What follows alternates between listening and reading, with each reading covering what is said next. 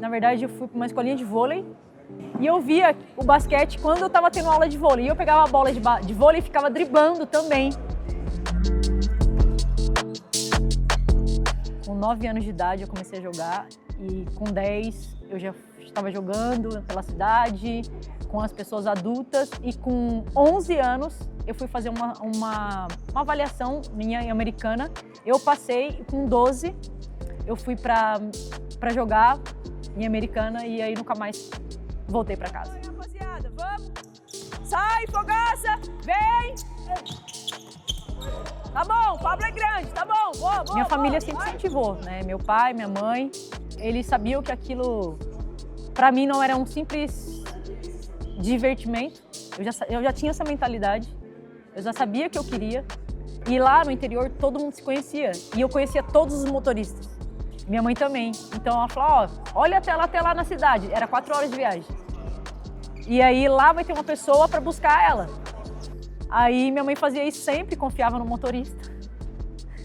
E aí a pessoa que ia me buscar lá sempre estava lá no mesmo horário para me pegar. Esse daqui é da sessão de segunda, mas aí eu fui criando novas estratégias e depois eu passo para o computador. Porque papel... Eu gosto de papel porque eu consigo aprender mais e também fixar mais. Mas tem que ter no PC hoje em dia, tem que ter na digital, porque depois a gente consegue ter um cronograma geral do que foi acontecendo durante a semana e também durante o mês e o ano também, né? Depois a gente vê os resultados.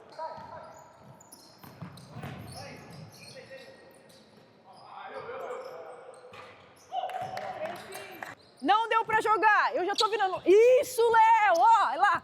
Eu joguei basquete convencional, 5 contra 5. Então, gostava muito de ir para casa, anotar, porque desde criança eu tinha uma mentalidade diferente. Com 12 anos eu não morava mais com a minha família. Então eu sabia que minha mentalidade tinha que ser diferente, porque era a única oportunidade da minha vida, assim, sabe? Eu tratava como a única oportunidade da minha vida. Foi ali que eu me desenvolvi. Ô, louco!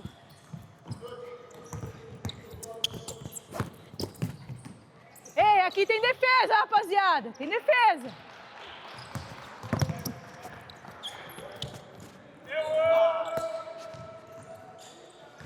Eu já sabia que eu tinha um certo talento, né? Tipo, era acima da média para minha idade, então eu foquei naquilo. Por mais que as pessoas falavam, ah, você é muito pequena, não vai, não, sabe, essas coisas. Eu sempre colocava isso para fora e nada me atrapalhava. 5, 4, 3. Às vezes não tinha um tênis, às vezes não tinha uma meia, não tinha uma bola, não tinha nada e, tipo, difícil falar sobre isso.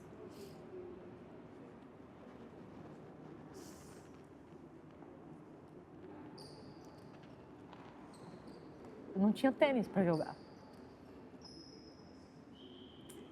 E aí, minha família, fora meus pais, minha mãe, meus tios também me apoiavam muito. E aí no clube, quando eu fui, as meninas sabiam que eu não tinha um tênis. Eu tinha qualquer tênis. E aí elas fizeram uma vaquinha entre elas. Eram 18 meninas. E eu não sabia, elas me trouxeram um dia na quadra. Uma menina de 12 anos. Me trouxeram tênis na quadra. E pra mim foi, tipo, a coisa que mudou a minha vida, assim. Tipo, aquele tênis. É a primeira vez que eu tinha um tênis de basquete. Boa bola, vai! Bora! Vou jogar pro meu time. Não vou querer ser individualista. E eu tento passar isso pra eles. Mas no 3x3, principalmente, não é só jogar 1 contra 1, por exemplo, que todo mundo acha que é. Tem ações, combinações táticas que a gente treina, a gente viu hoje aqui, totalmente diferente. Tem que ter a tomada de decisão, a energia tem que estar bem alinhada. Então eu sempre passo para eles assim, cara, não é o seu 1 contra 1 que vai vencer o jogo. O seu 1 contra 1 vai fazer parte do jogo para a gente vencer a partida. Tem que jogar o melhor 1 contra 1. E aí eu vou tentando construir isso para eles. E aí foi assim que eu comecei, assim, eu joguei basquete tradicional por muitos anos, uns 20 anos. E depois quando eu migrei pro 3x3 em 2010, quando eu terminei minha faculdade, E, inclusive, eu joguei, não sei se vocês lembram, o King of the Rock, um campeonato de X1. Eu fui a primeira mulher do mundo a jogar esse campeonato, que foi aqui no Brasil. E aí eu fiquei super, nem sabia que eu tinha feito esse feito, sabe? Tipo, eu fui porque eu, sabe, não, pra mim não importa o desafio. Eu queria jogar basquete. Trocou a posse! Ninguém jogava, todo mundo falava, é só uma modinha que vai passar. Só que eu confiei naquilo. Porque a partir do momento que a FIBA entra em uma coisa, ela não vai entrar para qualquer coisa, sabe? Tipo, então eu sempre tenho o pensamento lá na frente. E eu vi que a FIBA estava transformando o esporte em geral, né? Pegou aquele esporte de rua, contextualizou no meio profissional e é o que é hoje, virou esporte olímpico e tudo mais. E eu já sabia que aquilo ia ser algo... Pode parecer que não, agora você fala porque tá, né? Mas não é, eu já sabia. Inclusive, eu já falava para todo mundo, eu incentivava todo mundo a praticar a modalidade. E o feminino não tinha muitas meninas que jogavam. Então, eu ligava para as meninas, falava, mano, vamos lá no campeonato, pra gente poder fazer um jogo. E aí eu fui incentivando. Às vezes tinha 3 equipes, tinha 4, às vezes tinha 2, a minha e mais uma. Às vezes não conseguia montar.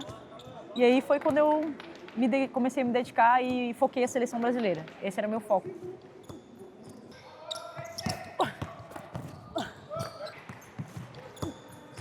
Eu recebi a convocação para a seleção em 2014. Numa semana, na mesma semana eu machuquei o joelho. Então, assim, foi uma coisa que me chateou muito. Era cirúrgico, eu falei, eu não vou fazer, eu confiei em Deus. Eu falei que eu queria e tinha um mês para ir. E eu não podia falar para ninguém, realmente não falei para ninguém que eu machuquei o menisco. Só que era uma lesão, assim, a médica falava, pode ser que trave? Pode ser que não? Não. Então, assim, eu fui mais no não do que no pode. Então, eu fiquei um mês fortalecendo meu joelho para ir para a Copa do Mundo. E aí a gente só viajou e deu tudo certo. Disputei a Copa do Mundo, a minha tão sonhada conquista, assim, tipo, disputar um campeonato mundial com a seleção brasileira, realizando os sonhos de várias pessoas que me apoiavam, que me amam, né? Então foi algo na minha vida, assim, histórico. Na verdade, assim, por ser pequena, eu sempre tinha isso, sabe? Por ser uma pessoa baixa. Então eu falei, cara, eu consegui. Tipo, Davi derrotou Golias, entende? Então eu me apeguei muito nisso. E o Golias não é as pessoas más, né? São coisas que a gente tem que lutar contra aquilo. Então uma das coisas era que eu era pequena. Então, assim, vestir a camisa da seleção brasileira foi transformar a minha vida e ao mesmo tempo a minha história. E aí sempre manter exemplo para outras pessoas de coisas boas. E estar na seleção, acho que faz esse contexto.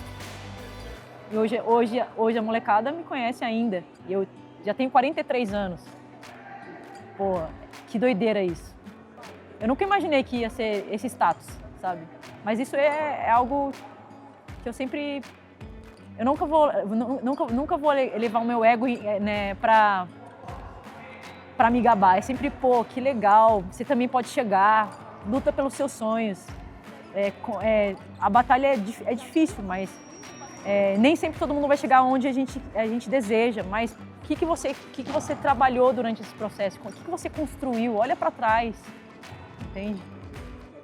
É muito difícil de explicar algo transformador, assim, apesar de falar que eu me formei em educação física, me especializei em esporte de alto rendimento, no Instituto Olímpico também foi algo muito louco, que eu amo estudar, mas como atleta isso acho que foi o auge, assim, né, tipo, de tudo.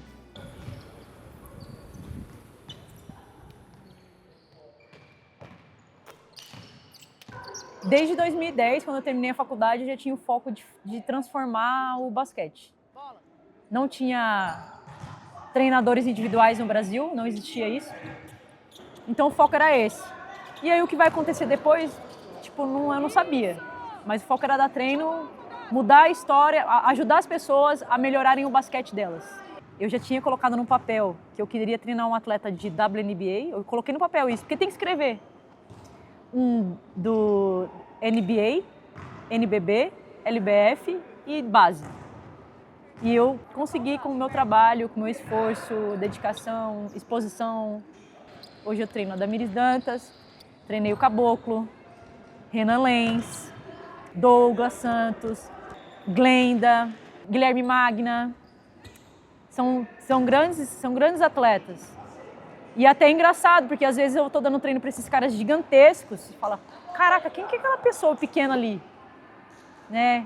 O que ela vai passar ali? Ela não, a Cristal nunca foi para fora ser treinadora fora do país. Ela sempre fez cursos, né? Eu sempre fiz cursos até fora do país, mas eu nunca joguei fora do país, eu nunca fui treinadora fora do país. Isso eu acredito que é um dom inspirado por Deus e eu fui buscando as coisas acontecer.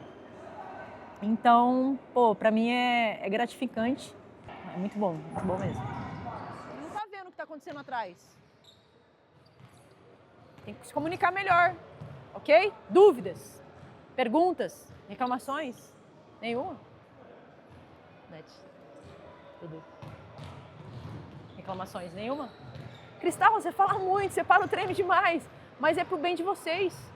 Pra gente não chegar na próxima etapa, sabe, do jeito que a gente estava antes, lá no primeiro treino. Que lá na etapa eu não vou poder falar com vocês vão ter que jogar livre, nem eu nem a Net. Tem que jogar livre, mas tem que tomar ótimas decisões para vencer cada partida. E já melhorou pra caraca, ok? Bora. Um, dois, três, precisa estar sempre apoiando esses jovens a não ficar na rua, a poder ter uma oportunidade, seja no basquete, no vôlei, em qualquer coisa, mas que eles possam ter uma oportunidade de praticar o esporte, porque o esporte ele ensina disciplina, ele ensina convivência com as pessoas, que isso no dia a dia depois vai ajudá-los no trabalho, em qualquer coisa. O esporte é transformador, né? E o basquete 3x3 não é diferente. O basquete 3x3 não é diferente, porque é um esporte, principalmente que é um esporte que tem muita questão cultural. Em qualquer lugar você pode ter uma tabela de basquete para você brincar. Você pode imaginar uma tabela de basquete. Uma vez, uma história, tava na minha igreja e lá tinha um galpão gigantesco. E aí eu vi uns moleques correndo para lá e para cá, para lá e para cá, para lá e para cá. E eu, caramba, o que esses moleques estão fazendo? Eles pegaram, desenharam um aro com giz, jogando basquete. Entende? Então assim, o esporte é isso, entende? Eu vejo que mudou a minha vida e pode mudar a vida de várias pessoas.